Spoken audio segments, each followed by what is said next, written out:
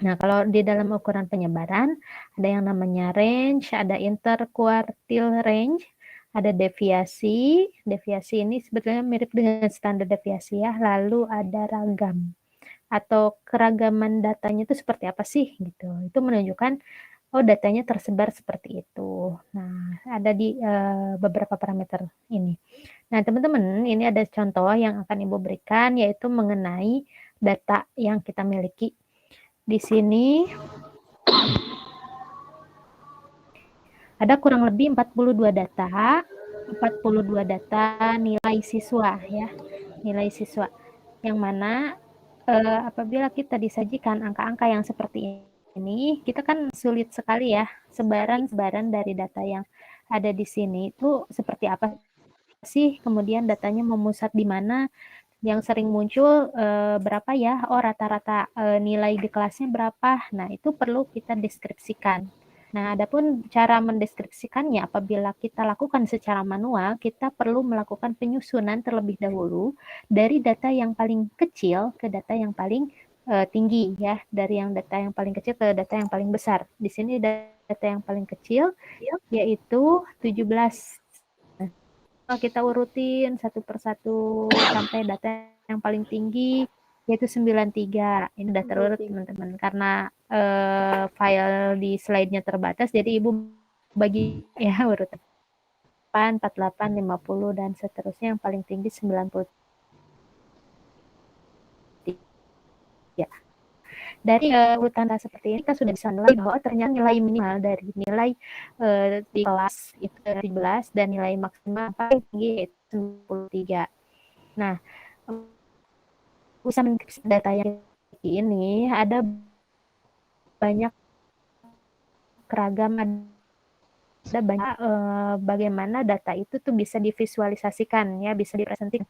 Misalkan contoh, kita punya data seperti ini, jadi teman-teman ingin menampilkan ke dalam bentuk grafik ya, tinggal di insert. Kalau di dalam PowerPoint langsung masuk ke chart ya, bukan smart ke charts. Lalu teman-teman tinggal memilih saja data yang ada atau ininya apa namanya tuh formatannya mau seperti yang mana gitu. Nanti akan muncullah chartnya. Nah, chartnya seperti ini misalkan. Seperti itu teman-teman. Jadi ada banyak cara untuk bisa data yang kita miliki. Salah satunya ada namanya software ya di statistik itu Minitab, namun kita belum pakai ke software tersebut. Nah, biasanya data yang ditampilkan di dalam Minitab ini itu data berupa stem leaf. Ibu singkat saja ya, untuk stem leaf ini, stem itu adalah dahan dan leaf itu adalah daun. Nah, jadi daun-daun ini merupakan nilai satuannya, nilai satuan dari angka-angka yang kita miliki di data yang tadi. Tentunya datanya harus diurutkan terlebih dahulu. Nah, kalau 17 nilai satuannya kan 7, nilai puluhannya 10 ya. 1 puluhan 7 satuan. 3 puluhan 1 satuan. Dan seterusnya. Nah, untuk yang stemnya ini tadi puluhan, semua puluhan ditempatkan di sini. Kebetulan kita memiliki puluhan itu angka 1 ada, angka 2, 20-an ada, 30-an ada, 40-an ada. Kita tuliskan semuanya di sini 1 puluhan, 20-an, 30-an, 40-an, dan seterusnya sampai 90-an. Kalau seandainya Bu, di sini nggak ada nilainya 50, nah berarti tidak ada angka 5 di sini. Kalau misalkan di data yang kita miliki tidak ada angka 50, ada angka 50-annya. Nah, sementara leaf-nya itu adalah daun. Daun ini menunjukkan satuannya. Kita tuliskan semuanya tuh. 17 berarti 1 puluhan 7 satuan. Kita tuliskan karena ada yang 1 puluhan ini hanya ada satu angka yaitu 17, maka hanya ada satu angka juga di daunnya. Nah, sementara yang 29 juga sama ya, 2 puluhan 9 satuan. 30-an ini ada banyak nih teman-teman. Ada 31, 36, 36, 36, dan 36. Nah, ada 1, 2, 3, 4, 5, 6. Di kolom dahannya, di kolom daunnya itu berarti ada angka 5 angka yang terdiri dari 31, 31, 36, 36, 36, 36, dan seterusnya. Begitupun angka 40-an, 50-an, dan seterusnya diikuti. Sehingga kalau kita tarik ke dalam sebuah grafik, ya. Nah, ini kita bisa melihat naik turunnya grafik itu menunjukkan bahwa ternyata data-data itu lebih banyak terpusat di angka berapa gitu. Semakin tinggi, ini kan ke arah sebelah kanan ya teman-teman. Semakin ke sebelah kanan angka-angkanya itu menunjukkan bahwa angka-angka itu terpusat di sana. Seperti itu. Nanti kalau ada yang ingin bertanya, boleh langsung angkat tangan ya. Kemudian kita lihat dari ini kita bisa menghitung ya rata-ratanya.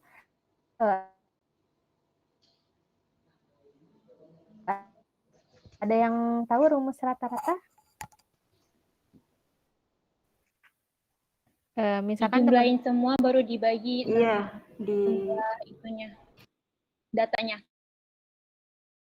Teman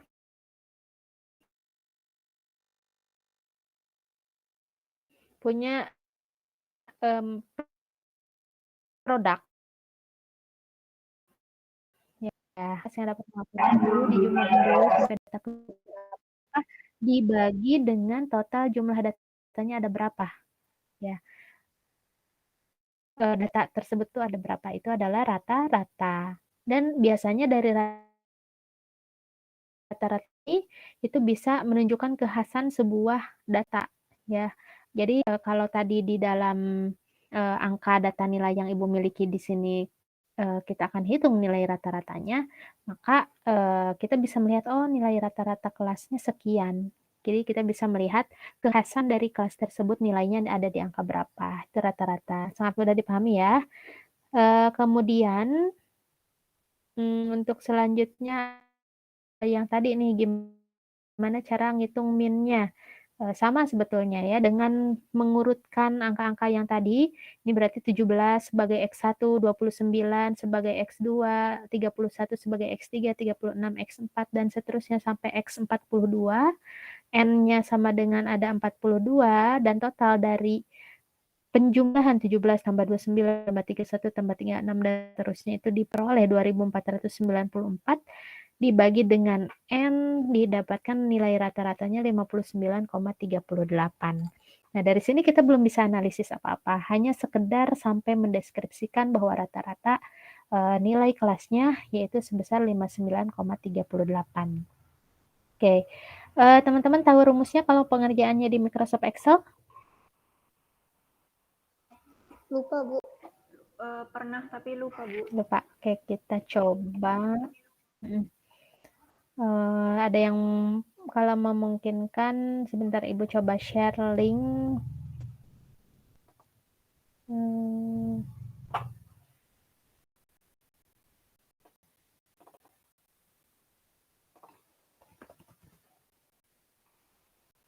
Ya, share dulu ke grup ya, Ibu kirimkan.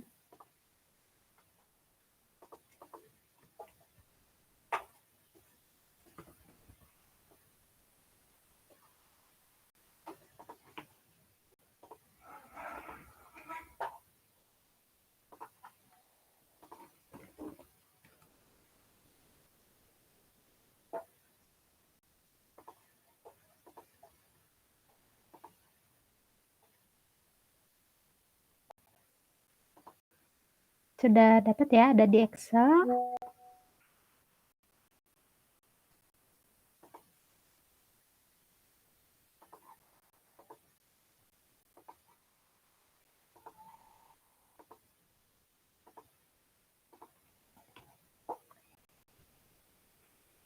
Oke, ini ada sebuah data, teman-teman, yang menunjukkan total viewers. Nah, karena teman-teman kan KPI nih, pas banget ya dengan data viewers di sebuah channel YouTube, sebuah channel YouTube di mana kita langsung loncat aja ke sheet yang ketiga di totalan.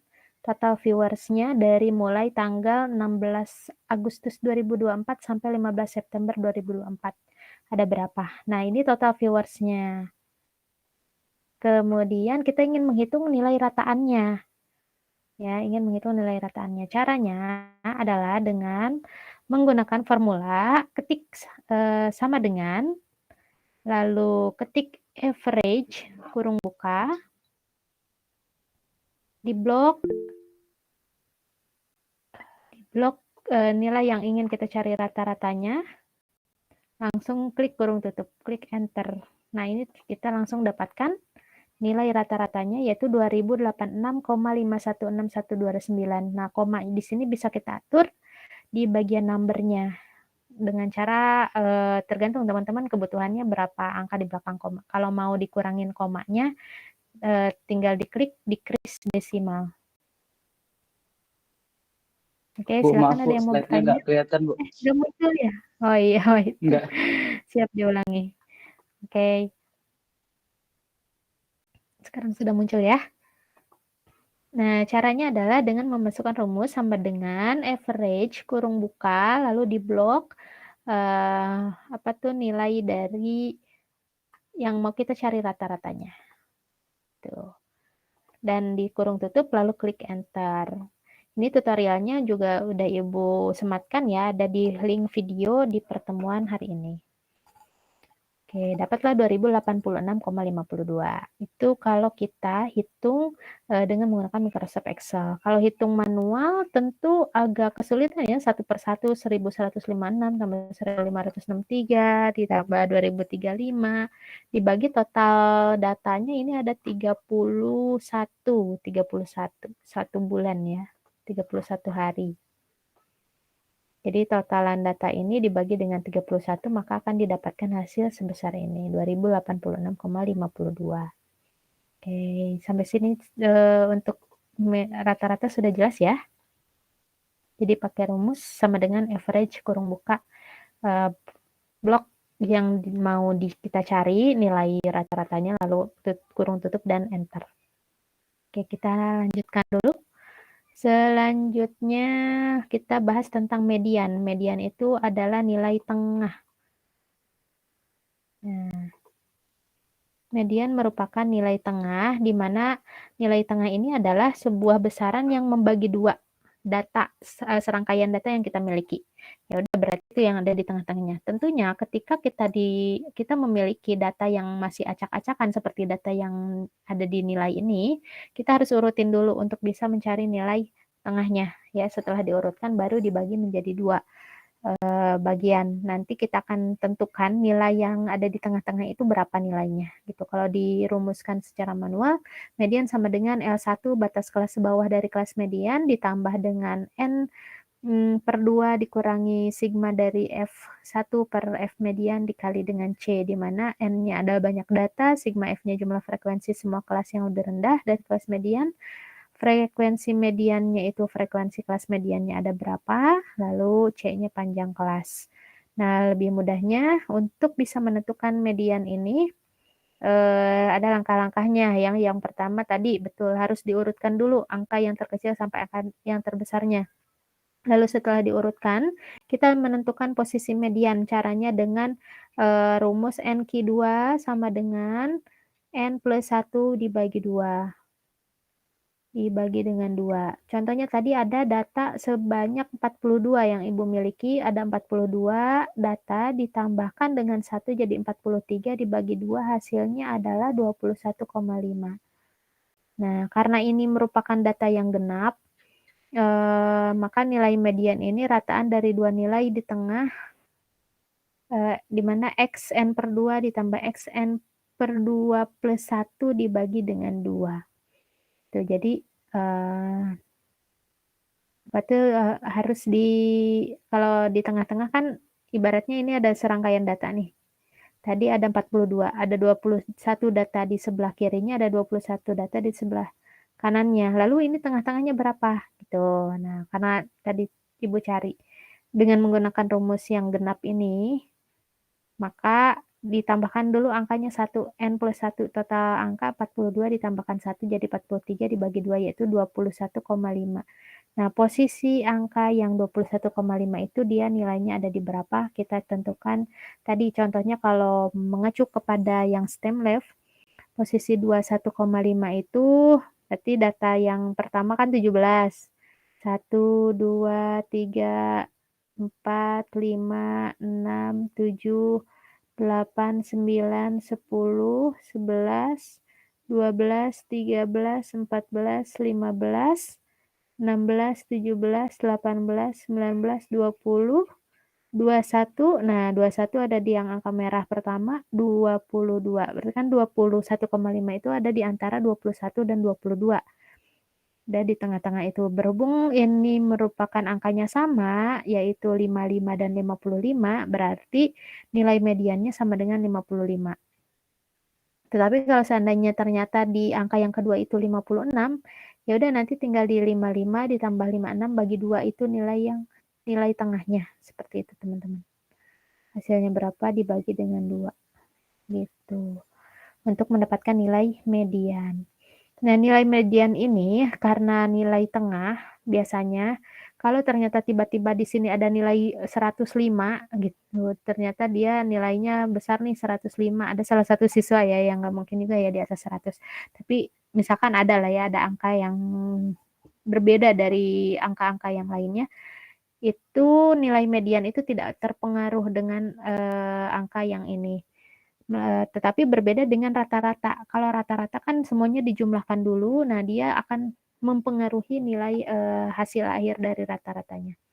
Nah, contohnya ini, perhatikan data berikut, data 1 dan data 2. Kalau diurutkan data 1 itu 2, 4, 8, 10, 12. Ini kan masih normal ya, angkanya puluhan dan satuan. Nah, data yang kedua, kalau diurutkan 2, 4, 8, 10, 200. Tiba-tiba ada angka 200 pencilan datang di sini gitu. Nah, kalau median itu kan artinya nilai tengah-tengahnya dari urutan data ini kan yang ini ya, di urutan ketiga. Kemudian angkanya 8. Nah, angka 8 ini tidak dipengaruhi dengan angka yang tadi pencilan itu. Nah, berbeda dengan rata-rata. Kalau rata-rata itu pasti yang ini rata-ratanya lebih kecil, yang bawah rata-ratanya lebih besar karena tadi tiba-tiba ada angka yang besar berbeda dengan teman-teman angka yang lainnya. Gitu. Itu untuk menentukan median. Nah, bagaimana dalam Microsoft Excel cara untuk menghitung median ini? Sebentar, Ibu share kembali untuk Excel-nya.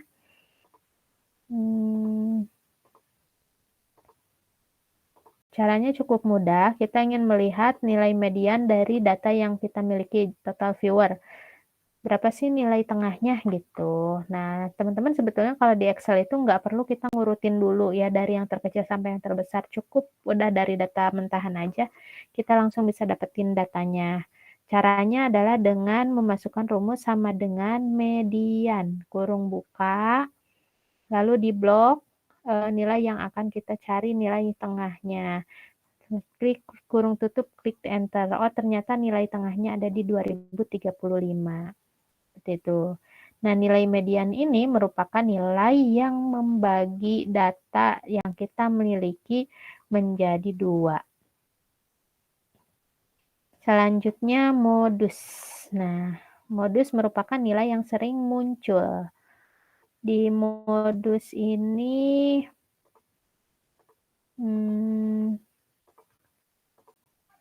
nah gini.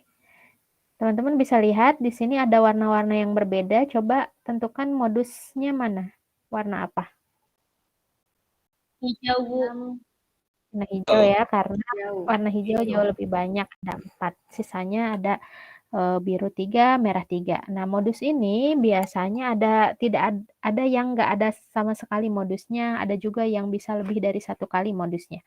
Seperti itu. Kita dengan mudah kalau tadi menggunakan yang Streamlab, kita lihat saja angka-angka yang saling muncul di bagian yang dahannya, di bagian daun, maaf, di bagian daun. Ini ada 36 yang 4 kali muncul dan ada angka 40, 4 kali muncul juga. Nah, itu menunjukkan nilai modusnya. Oh, modusnya sama-sama ada 4 kali muncul, berarti 36 dan 40. Lalu bagaimana pengaplikasian di dalam Microsoft Excel? Nah, untuk bisa melihat nilai modus dari data mentahan kita tinggal masukkan ke dalam rumus saja.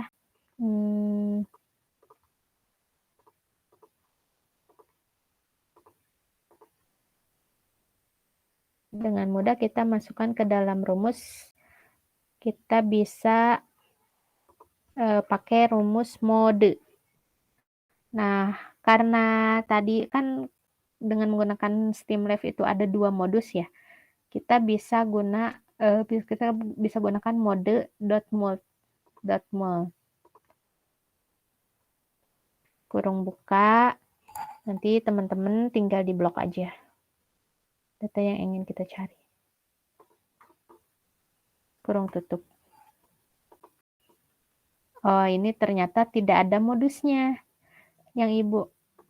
Kalau di data yang sebelumnya yang di PowerPoint itu ada modusnya yaitu 36 dan 40. Kalau dari data YouTube ini, viewersnya tidak ada data yang sering muncul. Artinya setiap data adalah unik. Ya, dia unik datanya. Karena ribuan juga ya, besar gitu. Sehingga tidak muncul nih datanya. Ini kalau kita mau pakai yang mode.mult ini, misalkan kita nggak yakin nih kalau modusnya ada 1 gitu. Kita yakin kalau modusnya banyak, kita pakainya yang ini, mode.mult. Tapi kalau seandainya kita yakin hanya ada 1, itu bisa pakai yang mode singular atau mode saja. Nah, mode, nah tetap nggak ada ya karena di sini unik datanya. Oke, sampai sini mudah-mudahan jelas ya penggunaan modus secara manual dari diagram Streamlab yang kita miliki. Kemudian secara Microsoft Excel juga sangat mudah kita gunakan. Lanjut ke ukuran pemusatan berikutnya yaitu kuartil. Nah, kuartil ini tadi kata Ibu membagi data yang kita miliki menjadi 4 bagian. Jadi kalau kita memiliki serangkaian data, misalkan dari ada angka berapa sampai angka berapa, nah itu kita bagi 4 datanya teman-teman. Bagi 4, oke bagi 2 dulu. Bagi 4. Nah, ada yang namanya Q0, ada yang namanya Q1, kuartil 1, kuartil 2, kuartil 3, dan kuartil 4. Kuartil 4 itu tentu akan menjadi nilai maksimalnya. Sementara kuartil 0 adalah nilai minimalnya. Nah, ada yang tahu di rumus Microsoft Excel untuk mencari nilai minimal dan maksimal? Misalkan datanya tadi masih acak-acakan tuh, nggak kita urutin. Pakai rumus apa? Min sama max. Iya, betul. Tinggal masukkan aja rumus sama dengan min, kurung buka, cari range yang ingin kita cari, nilai minimalnya, kurung tutup, klik enter. Kalau maksimal juga sama dengan max, kurung buka, cari datanya di kurung tutup dan klik enter. Nanti langsung muncul. Itu kita otomatis mendapatkan nilai minimal sebagai kuartil 0 dan nilai maksimal sebagai kuartil 4. Itu istilah lainnya ya, dari nilai minimal itu adalah kuartil 0, nilai maksimal itu kuartil 4. Tadi yang membagi menjadi 2 bagian adalah apa istilahnya? Kita punya data. Median. Oke, nah ini median. Nilai median itu adalah nilai Q2. Nah, sementara kita bisa mencari nilai Q1 yang merupakan 25%-nya dari keseluruhan data atau seperempatnya ya, dan Q3 sebagai angka 3/4-nya atau 75%-nya dari keseluruhan data. Itu untuk data-data di dalam kuartil. Nah, cara mencarinya bisa pakai metode belah 2. Jadi jumlah pertama dulu kan dibagi 2 dulu itu dapat angka median ya. Oke, silakan teman-teman yang mau tanya. Oh iya, ya Allah, dari tadi ya. Nggak ingat Ibu buat diubah. Median. Oke. Nah, kuartil itu membagi data menjadi 4 bagian. Di yang paling kecil itu minimal, dia Q0, di paling maksimal itu Q4, kuartil keempat. Tengah-tengah ada median sebagai Q2, Dan di Q1 dia 25%-nya dari total data, Q3 ada 75%-nya dari total data. Untuk mencari nilai minimal, nilai maksimal sangat mudah ya. Kalau secara manual kita perlu urutkan dulu dari yang paling terkecil ke yang paling terbesar. Tetapi kalau di dalam Microsoft Excel kita cukup memasukkan rumus sama dengan min, kurung buka, data yang ingin kita cari, kurung tutup, klik enter. Dan begitupun juga mencari nilai maksimal sama dengan maksimal, kurung buka, kemudian datanya di blok, kurung tutup dan enter. Ya, kita akan mendapatkan nilai Q0 dan Q1-nya. Untuk mendapatkan nilai Q2, tinggal masukkan rumus saja yang tadi median. Sama dengan median, kurung buka, datanya dicari, kurung tutup, lalu enter. Untuk mencari nilai kuartil 1-nya gimana nih caranya untuk dan kuartil 3-nya? Pertama, kita tentukan dulu nilai Q2-nya ya. Nilai Q2-nya berapa? Nah, dikarenakan ini ada 21,5 tadi yang sudah kita hitung, 42 data ditambahkan 1 dibagi dengan 2 sama dengan 21,5. Nah, anggaplah di 21,5 itu kita bulatkan ke bawah, di mana jumlah atau nilai Q2-nya ini artinya yang sudah dibulatkan ya, data ke-21. Nah, posisi data ke-21 ini sebagai takaran atau acuan kita untuk mencari nilai Q1-nya. Untuk mencari nilai Q1. Nah, tadi kan nilai mediannya, ini Q4, ini Q0. Kita mau cari nilai Q1-nya di sini. Nah, jadi dari 21 data yang kita miliki, biasanya kalau dari 0, nah ini kita tengah-tengahnya hanya ada berapa nih data ke caranya teman-teman masukkan saja 21 ditambah 1 dibagi 2. Jadi tetap ya nilai tengahnya ditambahkan dengan 1. Bukan nilai tengahnya, artinya posisi tengahnya ditambahkan dengan 1 dibagi 2. Posisi tengahnya tadi ada di data 21, ditambah 1 jadi 22 dibagi dengan 2, yaitu data ke-11. Nah, berarti yang di Q1 itu adalah data ke-11. Begitupun juga di data antara Q2 ke Q4 ini sama nih nilai tengah dari Q2 dan Q4 itu data yang ke-11-nya. Kita lihat untuk menghitung Q1 kita tinggal mengurutkan data ke-11-nya berapa tuh? 1, 2, 3, 4, 5, 6, 7, 8, 9, 10, 11. Nah, data ke-11-nya adalah 40 nilainya. Ini untuk nilai Q1-nya. Sementara untuk nilai Q4, daripada kita ngitung sampai ke berapa tuh? 21 tambah 11 berarti 32 ya, data 32. Mendingan kita hitung aja dari ujung Q4. Q4 ini kan yang terakhir ya, yang maksimal. 1, data ke-11-nya 2, 3, 4, 5, kita hitung mundur, 6, 7, 8, 9, 10, 11. Nah, dapatlah angka 81. Itu merupakan kuartil 3-nya gitu, teman-teman. Jadi kalau di sini kita cari secara manual. Kalau mencari di dalam Microsoft Excel gimana caranya? Caranya adalah kita pakai rumus kuartil juga, teman-teman. Nanti Ibu sambil share screen yang Excel-nya. Nah, cara pakai rumus kuartilnya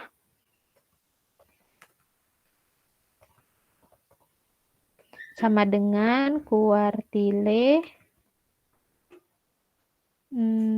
kurung buka. Nah, di sini ada array. Array itu menunjukkan ini ya, area yang mau kita cari.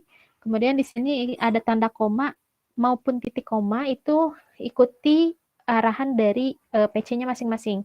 Karena setiap pengaturan dari PC-nya itu beda-beda. Ada yang koma, ada yang titik koma. Nah, kalau di Ibu di sini ada koma.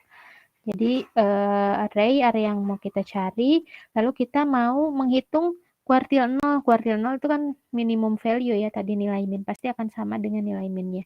Kalau mau ngitung kuartil 4 ya udah kita masukin angka kuartilnya 4. Kalau mau masukin kuartil 1 ya ke 1, kuartil 2 ya ke 2, kuartil 3 ya ke 3. Tadi misalkan kita mau hitung yang kuartil 1-nya. Tinggal kita klik angka 1 saja, kemudian kurung tutup lalu enter. Oh, ini ternyata kuartil 1 gitu. Nah, kalau kuartil 2 sama saja rumusnya seperti yang barusan. Kuartil 2 sama dengan kuartil kurung buka area yang ingin kita cari nilai kuartilnya, lalu koma atau titik koma, kita hitung kuartil 2. Nah, ini nilainya sama dengan nilai median. Dan seterusnya sampai kita bisa dapatkan nilai kuartil dari itunya ya, data yang kita miliki. Oke, selanjutnya itu merupakan paparan dari ukuran pemusatan.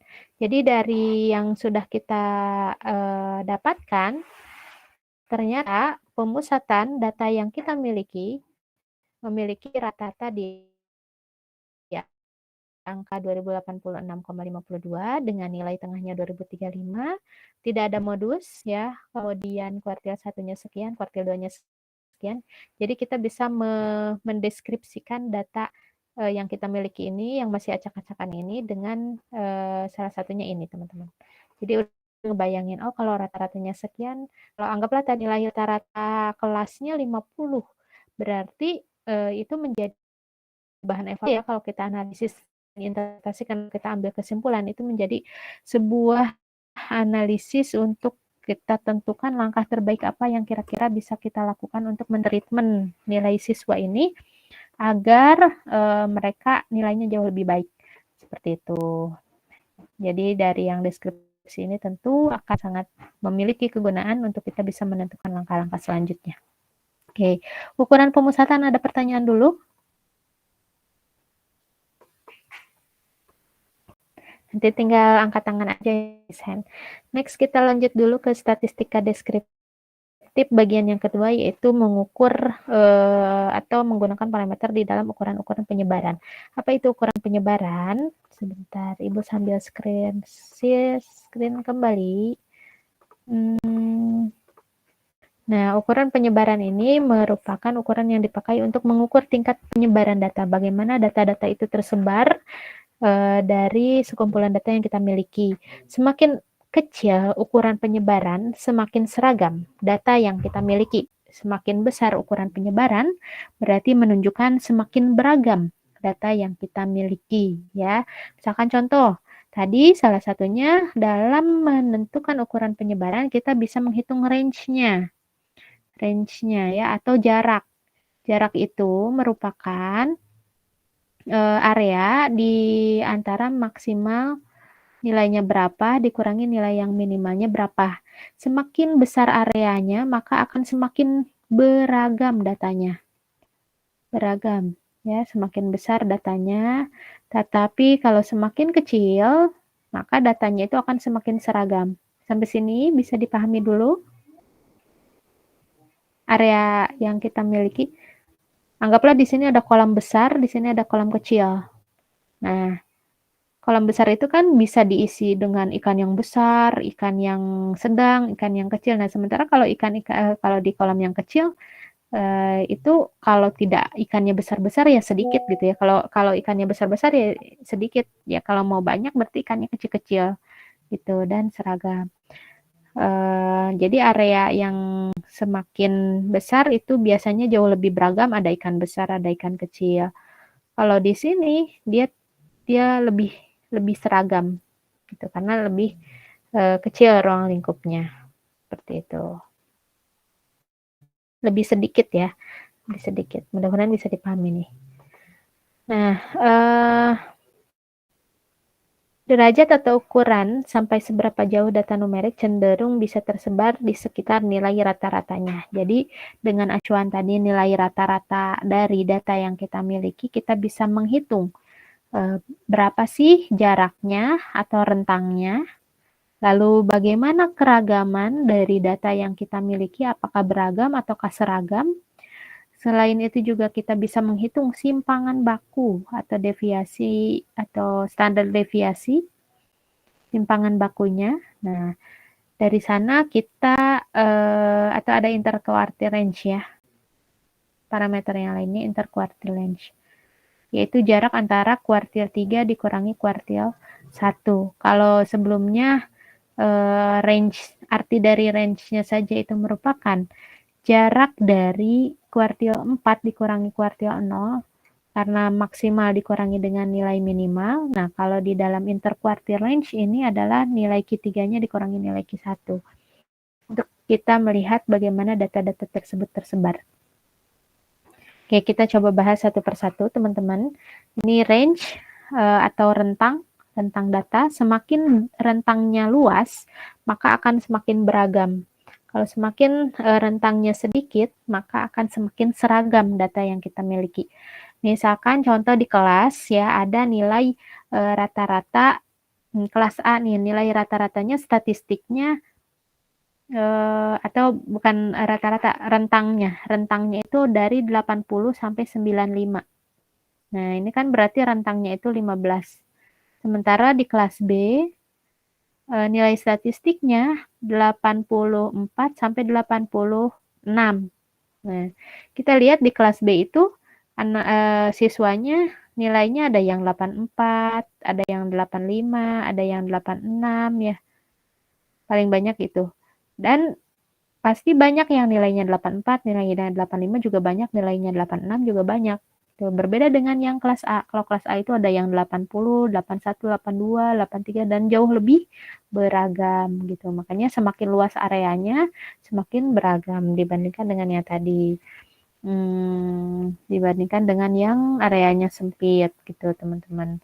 Nah, selain range, di dalam ukuran penyebaran kita juga bisa menggunakan interquartile range. Kalau interquartile range ini kita gunakan yang Q3-nya justru, kalau tadi ini ya Q4 dikurangi Q0, kalau di sini Q3 min Q1, itu juga bisa untuk mendeskripsikan bagaimana data tersebut tersebar.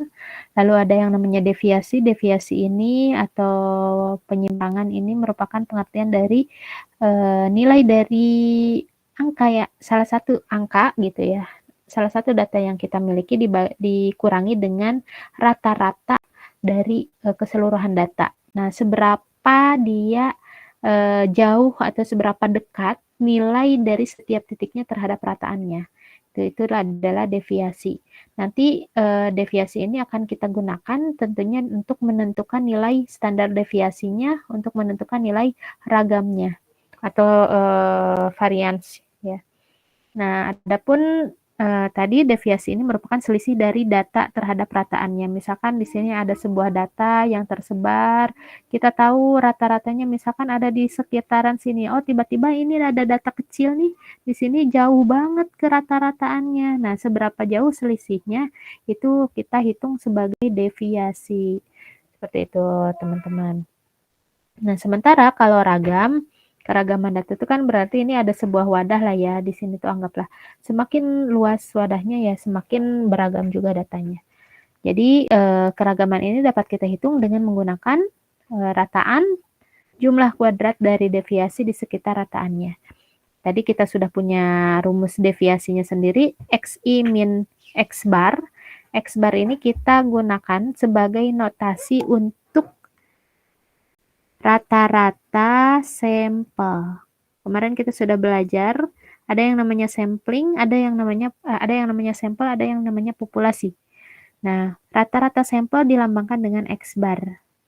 Kalau rata-rata populasi itu kita lambangkan dengan mu, teman-teman ya. Dengan mu. Nah, ini ada nih mu. Nah, kalau misalkan teman-teman mengukur semua satu persatu ditanyain tuh siswanya, ditanyain jumlah penduduknya satu persatu ditanya di survei, itu masuknya ke populasi yang ini. Maka rumus yang digunakan untuk menghitung varians atau ragamnya yaitu sigma kuadrat sama dengan sigma total dari XI min mu. Mu itu rata-rata populasi dikuadratkan dibagi dengan total dari populasi. Total N besar ya populasi.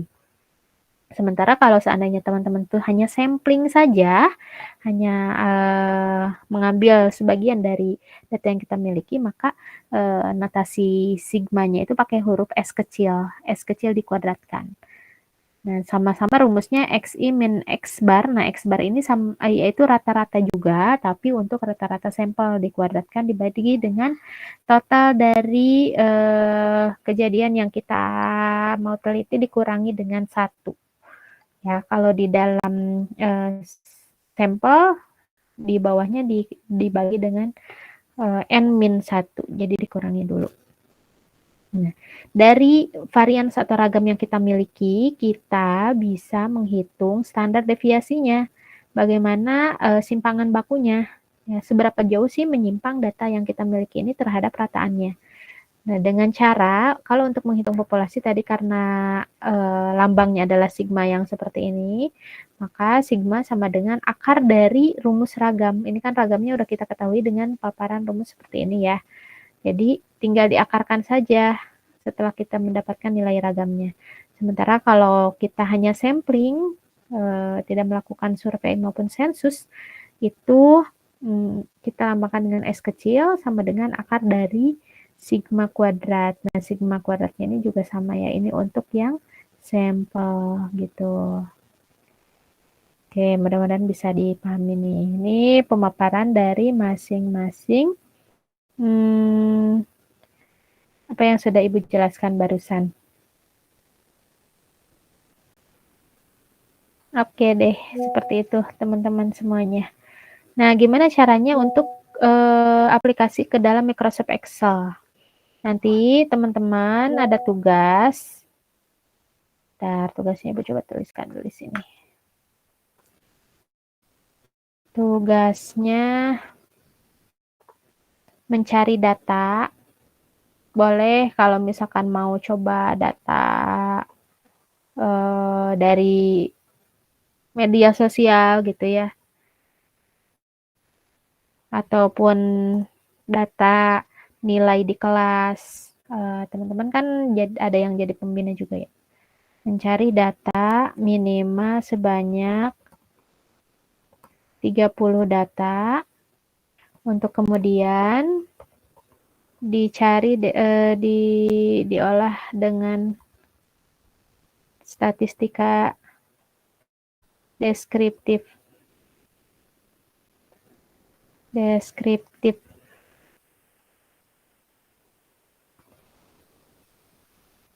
Ya, baik itu nilai min-nya berapa, mediannya berapa, modusnya berapa, kemudian nilai minimalnya berapa, nilai maksimalnya berapa, nilai kuartilnya berapa, baik kuartil 1 atau kuartil 0, 1, 2, 3, 4.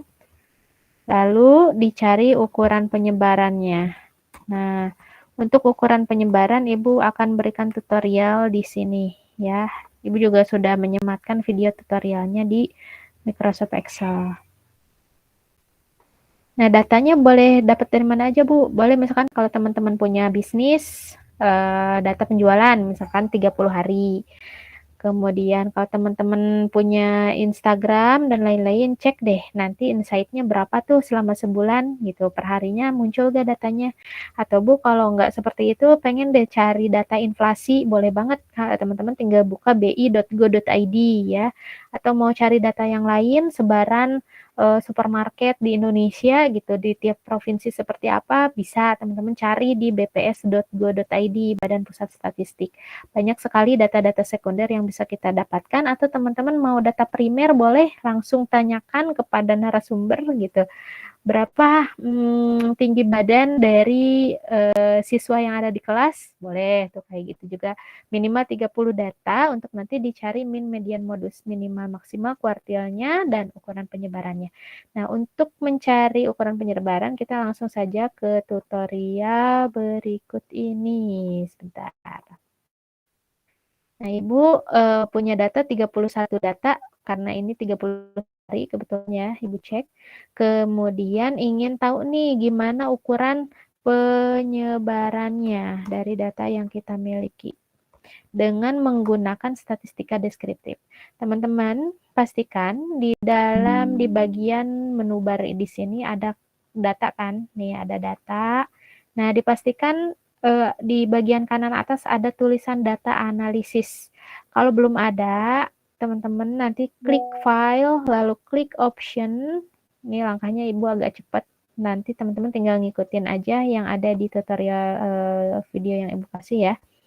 Klik add-ins, lalu klik Excel add-ins, klik go, pilih analisis tool, pack itu di checklist, lalu klik OK.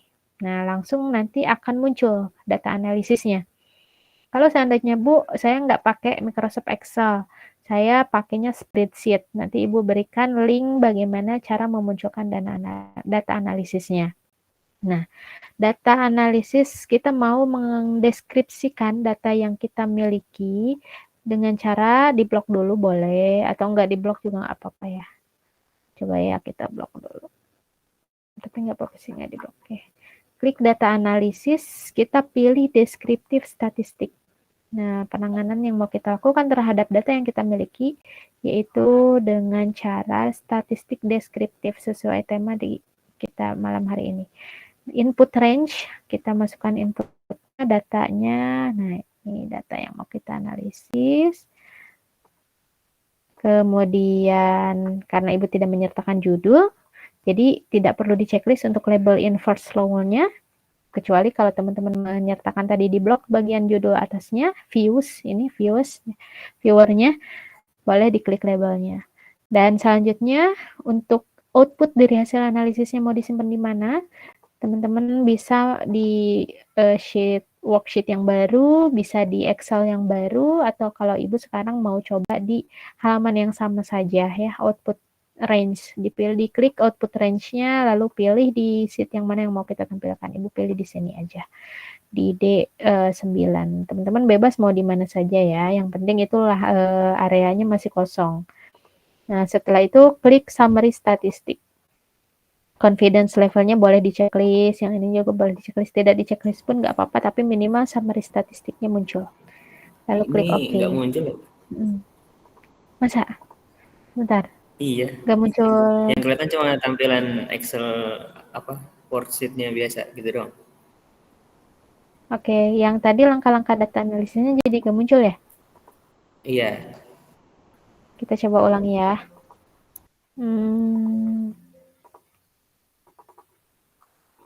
Oke, ini kita mau ngitung ukuran penyebaran. Terus klik data analisis. Ini muncul nggak? Oh iya, ya nggak muncul ya di teman-teman. Kok bisa begitu ya? Tadi Ibu ada. Tapi nanti bisa dicoba teman-teman berdasarkan tutorial ya. Nah, nanti hasil akhirnya akan muncul seperti ini. Tidak perlu kita secara manual ya. Secara manual min sama dengan average, median sama dengan median, modus sama dengan sekian. Nah, kita bisa langsung dapatkan dengan menggunakan data analisis tadi. Min-nya berapa, mediannya berapa, modusnya berapa, standar deviasinya juga di sini sudah muncul, varians atau keragaman datanya seperti apa, kemudian ada nilai minimum, range-nya berapa, nilai maksimumnya berapa. Di sini confidence level-nya atau tingkat kepercayaan dari data yang ini yaitu kita gunakan yang 95% yaitu sebesar 145.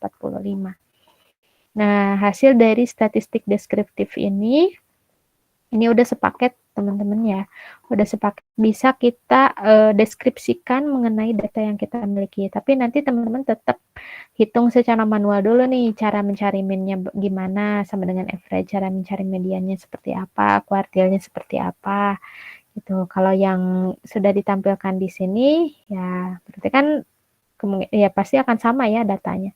Ini min dengan yang manual Ibu hitung juga sama nih hasilnya, hanya berbeda di bagian desimalnya saja yang kita bisa atur di sini mau pakai berapa desimal. Itu mediannya sama, modusnya tidak ada modus yang muncul, standar deviasinya 396. Nah, simpangan bakunya ternyata lumayan besar ya. Kalau simpangan baku lumayan besar berarti dia si angka ini lumayan beragam nih, sangat beragam.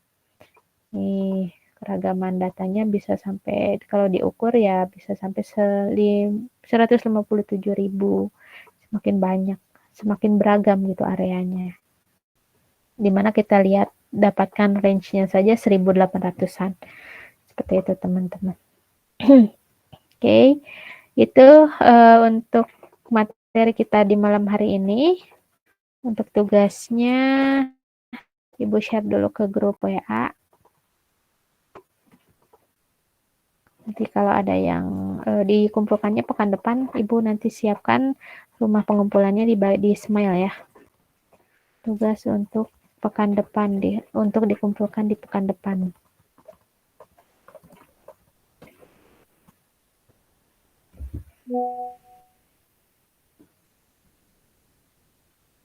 Wah, ada berapa kali nulis Ibu nih.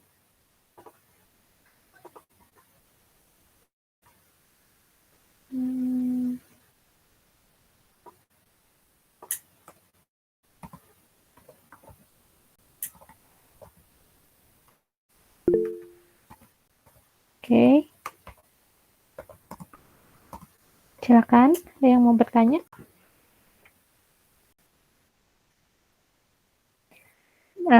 Datanya dicari sebanyak minimal 30 data. Terus nanti diolah dengan statistika deskriptif, dicari secara manual, min-nya berapa, mediannya berapa, modusnya berapa, nilai minimalnya berapa, nilai maksimumnya berapa, kuartilnya berapa. Nah, untuk data untuk yang ukuran pemusatan ya. Nah, untuk ukuran penyebaran, nih Ibu ngetik berkali-kali, sebentar.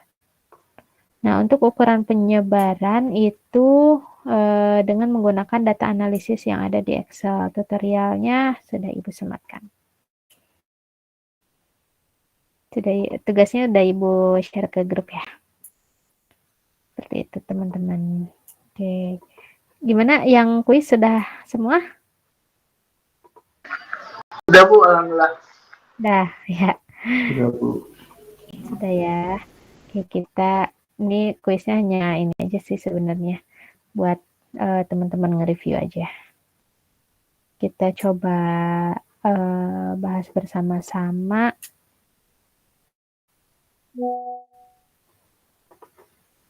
Atau ada pertanyaan dulu mengenai yang tadi sambil Ibu nungguin kuisnya. Conditioning.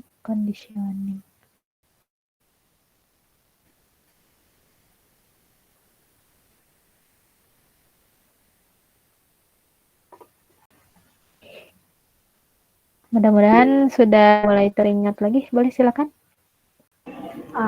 Ibu, tadi untuk yang datanya, tadi Ibu bilang mau ngumpulin data dari BPS ya Bu, Badan Pusat Statistik. Itu Boleh? Mungkin contohnya gitu apa ya Bu, buat nyari Boleh, datanya gitu. Coba Ibu buka dulu ya BPS-nya.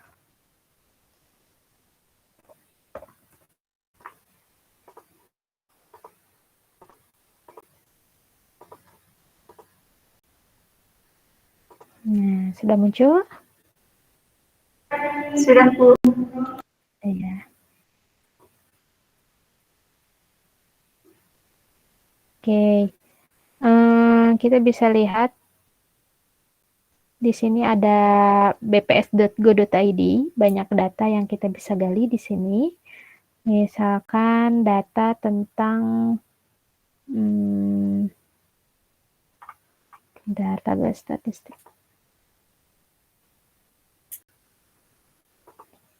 Publikasi berita resmi bukan. Contoh nilai luas panen atau produksi.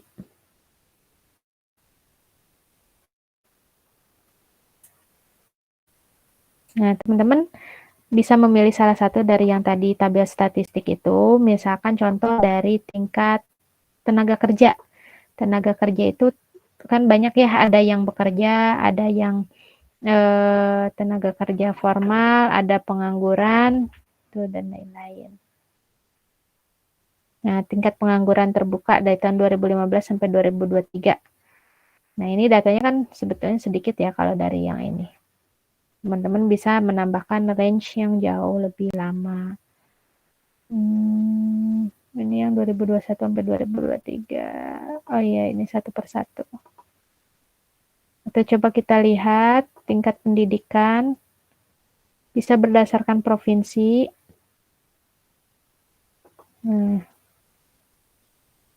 Tuh ada banyak. Ambillah di misalkan 30 provinsi minimal. Atau mau semuanya juga nggak masalah. Nanti bakalan ketahuan tuh rata-rata tingkat pendidikan di tahun, anggaplah tahun 2023 ya teman-teman ngambilnya. Ada berapa gitu. Bebas teman-teman mau ngambil data apa aja. Statistik ekonomi juga boleh. Misalkan biaya tenaga kerja pertanian, hasil pertanian, impor, ya. Misalkan boleh. Ibu berarti itu 30 itu diambil 30 aja gitu yang di situ ya Bu? Enggak Ya. semuanya gitu ya? Enggak semuanya. Boleh salah satunya aja. Misalkan di tahun 2023-nya aja boleh. Atau mau 30 provinsi boleh. Kalau misalkan datanya udah lengkap, ada banyak ya provinsinya lengkap, ya udah nggak apa-apa, biar kita tahu dari hasil provinsi yang ada itu gimana sih kondisinya di Indonesia saat ini gitu. Kalau yang terbaru ataupun mau teman-teman ngecek di tahun berapa juga nggak masalah. Ada tujuan tertentu tentunya ya dari apa yang kita cari. Contoh yang dari BPS. Oke, sudah jelas? Jelas Ya, Bu, silakan. terima kasih. Ya, sama-sama. Silakan Galuh.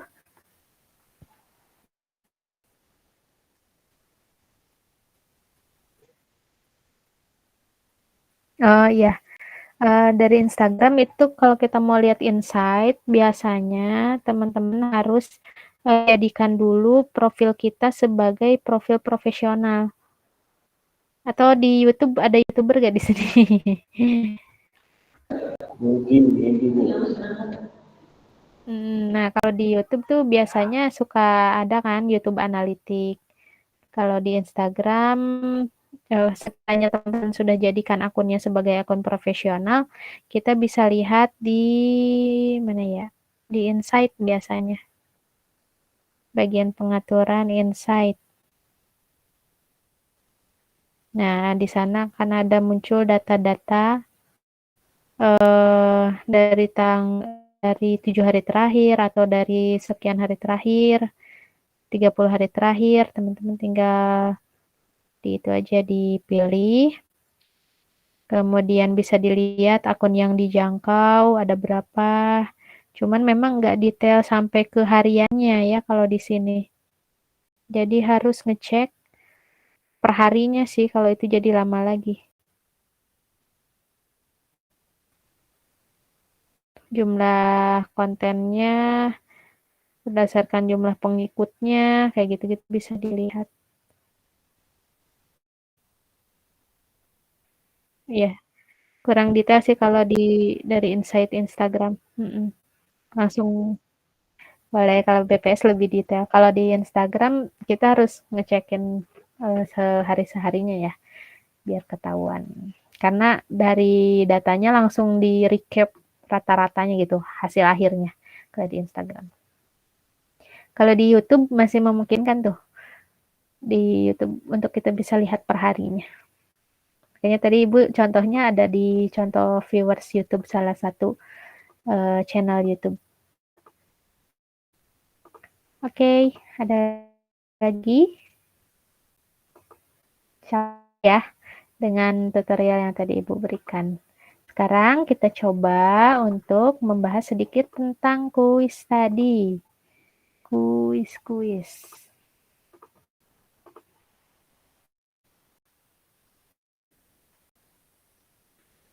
Nomor 1 pertanyaannya.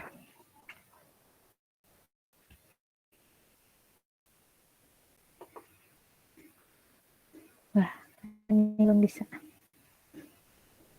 Oke, baru mulai. Ini ada yang mau coba membacakan dan menjawab?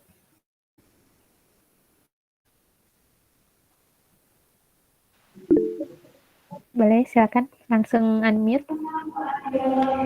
Untuk mengetahui tingkat penghasilan masyarakat suatu kabupaten, masyarakat dikelompokkan menjadi 5 kelompok: petani, pedagang, pegawai negeri, pengusaha, dan buruh.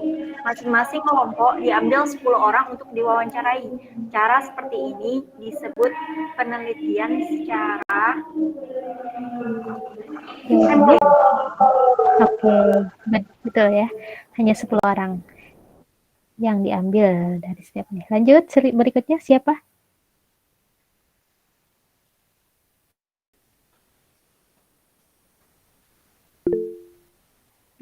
Oke, silakan langsung unmute.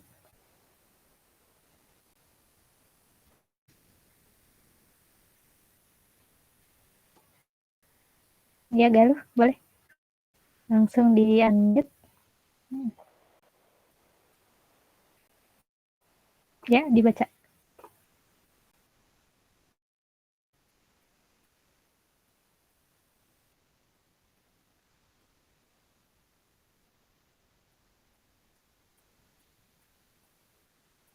Ya, betul. Oke, good. Selanjutnya boleh langsung unmute.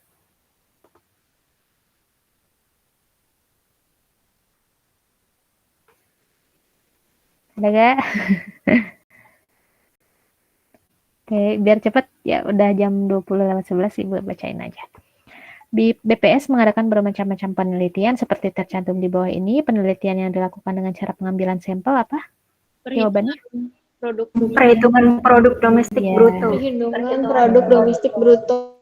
Ya, itu hanya sampel saja ya. Sisanya kalau namanya sensus itu langsung. Lanjut, pada umumnya peneliti mengadakan penelitian dengan cara mengambil sampel dengan alasan Populasinya terlalu banyak. ya, betul, good. Populasinya terlalu banyak, akhirnya ambilnya sampling aja gitu. Sebelum mengadakan pemilu, biasanya pemerintah mengadakan penelitian yang cakupannya nasional, yaitu Sensus penduduk. ya, betul. Ya, pasti bakalan didatengin tuh rumah per rumah.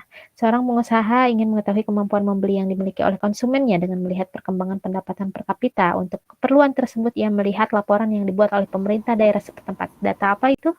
Sekunder, ya. Kalau primer langsung dari narasumbernya, kalau sekunder dari data laporan yang udah ada ya, dari sumber yang udah ada. Sebuah biro konsultasi manajemen citra mendapatkan pekerjaan untuk meneliti keadaan pasar kelapa sawit dewasa ini. Untuk membuat laporan penelitian, Citra menggunakan data yang diterbitkan oleh BPS, laporan yang dari Kadin, laporan dari Departemen Perkebunan ya, bukan pertanian. Di samping itu, Citra juga melakukan wawancara dengan konsumen dan mengamati perdagangan kelapa sawit antar daerah. Hal ini termasuk data primer yang mana? Data hasil wawancara dengan Data hasil Kalau data dari BPS itu sekunder, data dari Kadin sekunder, hasil observasi perdagangan kelapa sawit juga sekunder. Lanjut, berikutnya ada beberapa macam data, manakah yang termasuk data diskrit di antara data yang ada di bawah ini? jumlah anak. Jumlah anak, ya. Kenapa? Karena bulan. Karena Iya, distrik bilangannya itu bulan. bisa terhitung. Iya, berdasarkan perhitungan, bukan berdasarkan pengukuran. Bilangannya bulat, tidak ada yang desimal ya, bukan juga pecahan. Suatu perusahaan kadang-kadang perlu mengadakan penelitian terhadap keadaan perusahaan. Data yang diperoleh disebut data internal. Beberapa data ini termasuk data internal kecuali Harga Harga pasar. pasar. ya, itu dari luar yang kita dapatkan. Next, yang terakhir, seorang mahasiswa yang sedang mengadakan penelitian untuk keperluan skripsi yang dibuatnya. Kalau ingin cepat selesai, maka menggunakan data sekunder, Bu. iya, menggunakan data sekunder. Bukan ini ya, mengambil data dari skripsi mahasiswa lain. Nanti plagiat. Oke, good. Teman-teman sudah paham ya mengenai hasil kuisnya. Dan alhamdulillah waktu sudah menunjukkan pukul 8:06. Teman-teman harus melanjutkan di pembelajaran berikutnya. Bila ada yang ingin bertanya kembali, boleh nanti melalui Japri atau melalui grup untuk tugasnya dan lain-lain. Untuk itu kita tutup dulu ya di pertemuan kali ini dengan mengucapkan hamdalah.